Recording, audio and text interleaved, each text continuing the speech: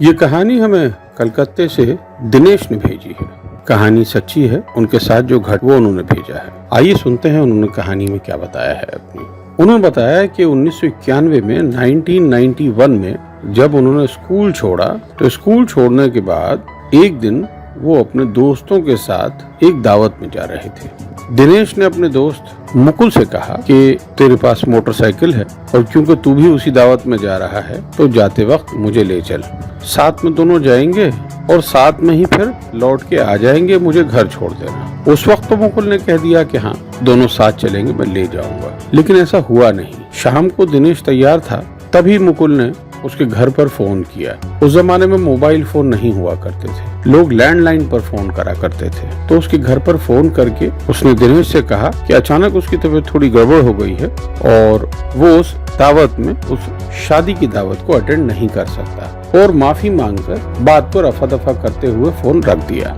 लेकिन संकट तो अब दिनेश के साथ था, क्योंकि उसके घर से वो दावत काफी दूर थी और जहां ये रहता था वहां से रूट भी ऐसा था कि बहुत ज्यादा बसें नहीं चलती थी उस रास्ते पर। बीच में एक बहुत बड़ा मैदान आता है जिसको कलकत्ते के लोग ब्रिगेड ग्राउंड के नाम से जानते हैं। बहरहाल क्योंकि अब कोई रास्ता बचा नहीं था और दिनेश तैयार था, उसको दावत में जाना था, उसने मन बना रखा था, तो उसने सोचा कोई नहीं, अगर मुकुल नहीं भी जा रहा है तो भी मैं जाता हूँ। घर से निकलने के बाद उसने थोड़ी दूर तक पैदल चला और उसके बाद उसको बस स्टॉप मिला और वहां से उसने बस पकड़ ली। वक्त हो रहा होगा 7, 7:30 शाम का, क्योंकि रास्ता लंबा था, काफी दूर था जहां उसको जाना था। 1 से 1.5 घंटे का रास्ता था वो बस में। मोटरसाइकिल में शायद कुछ कम समय लगता।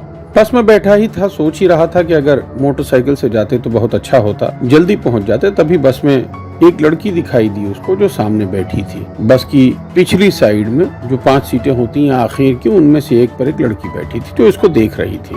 दिनेश थोड़ा कॉन्शियस जरूर हुआ, मगर ये आम बात थी, कोई ऐसी खास बात तो थी नहीं। बस में बहुत सारे लोग मिलते हैं जो एक दूसरे को देखते हैं या कभी जान पहचान के भी मिल जाते हैं। उसको लगा शायद कभी देखा होगा या मिली होगी वो लड़की, इसलिए उसको इतने गौर से देख रही है। फिर उसने अपनी थोड़ी सी अकल दौड़ाई, ये याद करने की कोशिश की कि क्या उस लड़की से उसकी पहले कभी मुलाकात हुई है या किसी दोस्त की दोस्त है वो, या उसकी कभी की कोई फ्रेंड हो। लेकिन उसके दिमाग पर बहुत जोर डालने के बाद भी ऐसा उसको कुछ याद नहीं आ रहा था। अभी ये सोच ही रहा था कि वो लड़की वहां से आकर के और दिनेश से पूछती है कि क्या मैं यहाँ बैठ सकती हूँ। दिनेश थोड़ा कॉन्शियस तो जरूर हो गया क्योंकि उसके बारे में ही सोच रहा था, लेकिन कहा कहाँ बैठी, और वो लड़की उसके ठीक बगल वाली सीट पर बैठ गई। बस चल रही थी, बस में बहुत ज्यादा भीड़ नहीं थी क्योंकि संडे का दिन था और शाम का वक्त था, और वो रूट जो है वो बहुत ज्यादा चालू रूट नहीं है, यानी उस रूट पर बहुत ज्यादा ट्रैफिक नहीं होता है। अगर छुट्टी का दिन है तो बहुत ज्यादा ट्रैफिक उस रूट पर नहीं होता है। बस चल रही थी, लड़की पास बैठी थी, दिनेश खुद बैठा था खिड़की के पास कि अचानक बस कहीं रुकी, स्टॉप आया और एक और कोई पैसेंजर चढ़ा उसको। चढ़ने वाला एजेड आदमी था, 50 साल के आसपास, 55 साल के आसपास उनकी उम्र रही होगी, और वो ठीक आ करके दिनेश के बगल वाली सीट पर बैठने ही वाले थे कि दिनेश चिल्लाया, अरे भाई ये क्या कर रहे हैं आप, आपको दिखाई नहीं दे रहा है, आप क्या गोद में बैठ जाएंगे। तो उस आदमी ने बहुत गौर से उसको देखा और पूछा कि किसकी गोद में, सीट तो खाली है। तो दिनेश ने कहा नहीं, ये बैठी, इतना बैठी बोल करके जो उधर घूम के देखा तो वहां लड़की नहीं थी, कोई भी नहीं था। अब दिनेश ने पूरी बस में अपनी नजरें दौड़ाई मगर उसको वो लड़की कहीं दिखी नहीं। तो दिनेश को लगा कि हो सकता है शायद जिस स्टॉप से ये चढ़े थे नए पैसेंजर, शायद वहां वो उतर गई हो। एक साधारण बात है, जिसके आप नहीं जानते हैं, जिसको आप नहीं पहचानते हैं, आपके सबकॉन्शियस में कहीं न कहीं रहता है। तो उसको लगा कि हाँ हो सकता है कि मैंने ध्यान नहीं दिया, वो उतर गई होगी। बात वहां खत्म हो गई। उसके बाद बस चलती रही। पूरे रास्ते भर दिनेश सोचता रहा कि आखिर वो लड़की इतने आस्ते से कैसे उठ के गई कि उसको पता नहीं चला। हालांकि ये ठीक है कि दिनेश का पूरा ध्यान सामने रास्ते की तरफ था, यानी वो ड्राइवर की तरफ फेस करे बैठा था। तो उसको लगा कि हो सकता है मुझसे गलती हुई हो, मुझे नहीं समझ में आया हो। और पूरे रास्ते भर वो अपने आप को कोसता भी रहा कि मैंने नए पैसेंजर को चिल्ला दिया बिना बात के और अपना मजाक बनवा लिया। बहरहाल थोड़ी ही देर में वो स्टॉप भी आ गया जहां दिनेश को उतरना था, और दिनेश वहां उतर गया। उतरने के बाद वो सीधा चलने लगा। चलते चलते थोड़ी ही दूर वो गया था कि उसको दिखाई दिया जैसे कि वो लड़की फिर शायद खड़ी है एक दूसरे बस स्टॉप के पेड़ के पास। अब की बार ये थोड़ा सा सरप्राइज हुआ कि अगर ये वही लड़की है और अगर मेरी आंखें सही देख रही हैं तो ये यहाँ कैसे आई। मगर उसने उसको इग्नोर करते हुए सीधा चलना ज्यादा पसंद किया। सीधा चल ही रहा था, बिल्कुल लड़की के सामने से होकर के वो सामने को निकलने ही वाला था कि लड़की ने आवाज दी, सुनिए। और दिनेश ने घूम कर देखा अपनी बाईं ओर बस स्टॉप का पेड़ था, पेड़ के नीचे वो खड़ी थी और खड़े होकर के उसने दिनेश से कहा कि क्या आप इस तरफ जा रहे हैं? तो दिनेश ने कहा कि हाँ मैं जा रहा हूँ। कहिए। लड़की ने कहा कि अगर आप बुरा ना माने तो मैं आपके साथ चल सकती हूँ।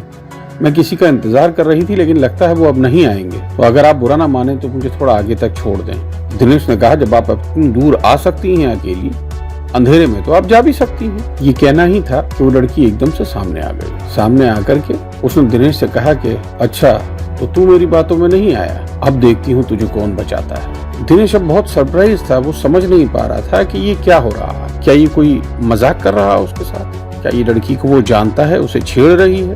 क्या ये उसके दोस्त उसके साथ कोई प्रैंक कर रहे हैं? या फिर ये वही है जो वो उसका दिमाग इस वक्त समझना नहीं चाह रहा था कि क्या ये लड़की भूत है? इतना सोच ही रहा था कि उसने कोशिश की कि मैं वहां से दौड़ के निकलूं। जैसे ही उसने पांव तेज किए वो लड़की अचानक से लंबी होती चली गई। उसका कद बड़ा होने लगा, उसकी हाइट बड़ी हो गई और बिल्कुल भयानक रूप में जो उसका असली रूप था उसमें वो सामने आ गई। और सामने आने के बाद में उसने दिनेश के ऊपर हमला किया।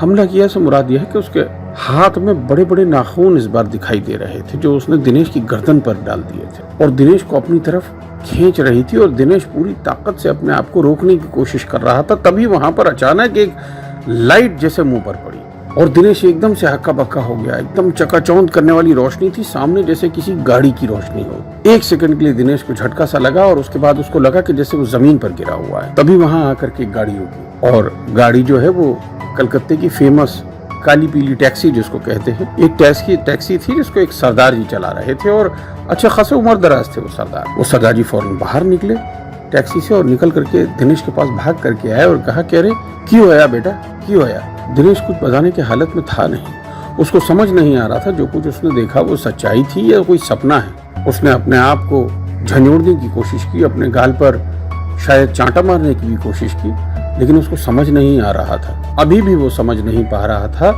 कि जो कुछ उसने देखा या जो कुछ उसके साथ हुआ वो सचमुच हुआ या सपना था। तभी उस सरदार ने कहा, बेटा तुम्हारे गर्दन से खून कैसा? दिनेश ने गर्दन पर हाथ लगाया तो देखा कि हाँ भीगा हुआ तो है कुछ, और उसने फिर हाथ लगाकर आंखों के सामने हाथ को लाया तो उसने देखा पूरा उसका हाथ खून से भरा हुआ था, किसी नोकीली चीज से जैसे उस पर हमला हुआ। अब दिनेश को समझ में आ रहा था कि जो वो देख रहा था, जो उसके साथ हुआ वो कोई सपना नहीं था, हकीकत था, वो सच था। एक ऐसा सच जिससे उसकी जान भी जा सकती थी।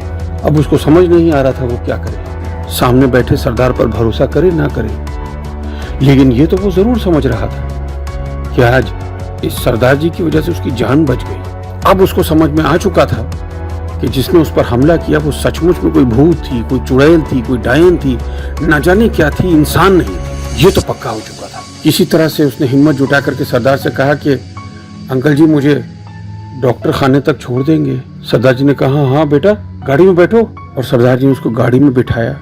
किसी तरह से उसके गर्दन पर दिनेश ने अपने एक रुमाल रखा जो उसके पास था, जो उसने सोचा था कि शादी में अपने शर्ट की ऊपर वाली जेब में रखेगा, एक सिल्क का रुमाल। वो रुमाल काम तो जरूर आया लेकिन खाने के बाद हाथ पोंछने को नहीं, गर्दन से निकलते हुए खून पोंछने के लिए। अब वो सरदार जी के साथ गाड़ी में बैठा था, गाड़ी चल रही थी, उसको लग रहा था मेरी जान बच गई, उसको लग रहा था कि मैं बच गया। तभी उसने सरदार ने पूछा, बेटा हुआ क्या था, तुम वहाँ क्या कर रहे थे सुनसान गली में?